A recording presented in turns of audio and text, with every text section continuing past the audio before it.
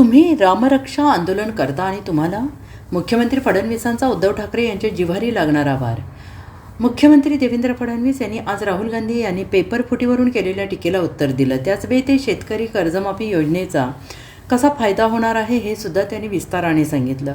उद्धव ठाकरे यांच्यावर सुद्धा रामरक्षा आंदोलनावरून टीका केली. पेपरफुटीबद्दल राहुल गांधींना कदाचित कल्पना नसेल की सरकारने कारवाई करून पेपर फोडणाऱ्यांना पकडलेलं आहे आणि म्हणून ती परीक्षा पुढे गेली. पेपर फुटल्यानंतर नाही, त्याआधी महाराष्ट्र सरकारने पोलिसांनी कारवाई केली आहे. निश्चित पुढची परीक्षा योग्य पद्धतीने होईल. नियोजन चालू आहे, त्याच्या तारखा लवकरच घोषित करू, असं मुख्यमंत्री देवेंद्र फडणवीस यांनी म्हटलेलं आहे. राहुल गांधींनी हे ट्विट देशातून केलंय की परदेशातून हे माहीत नाही. बऱ्याचदा ते परदेशात असतात. राहुल गांधींनी जे मुद्दे उपस्थित केले, मला वाटतं की आधीच या प्रश्नांची उत्तरं मी दिलेली आहेत.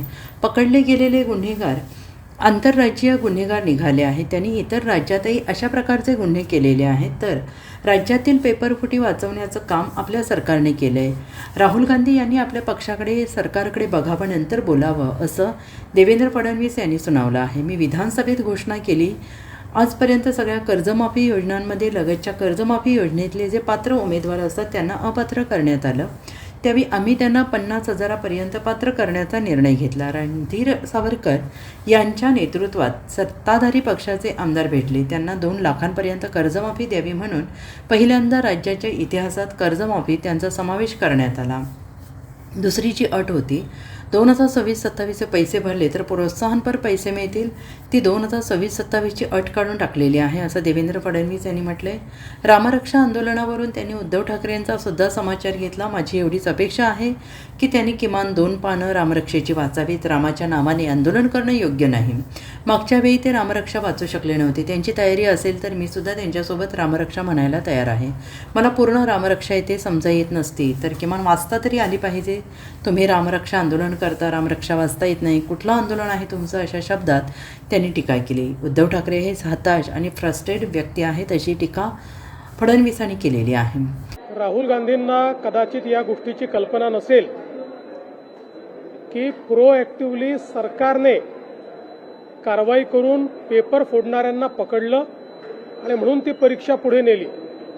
पेपर फुटल्यानंतर नाही, त्याच्या आधी ही कारवाई महाराष्ट्र सरकारने आमच्या पोलिसांनी केलेली आहे आणि निश्चितपणे पुढची परीक्षा योग्य पद्धतीनं व्हावी याचं नियोजन चाललं आहे. त्याच्या तारखा देखील लवकरच आम्ही घोषित करणार आहोत. फक्त मला याची कल्पना नाही की राहुल गांधींनी हे ट्विट परदेशातनं केलं आहे की देशातनं केलं आहे, कारण ते बहुतांश वेळी परदेशात असतात, त्यामुळे त्यांना सगळी माहितीच असते असं नाही आहे.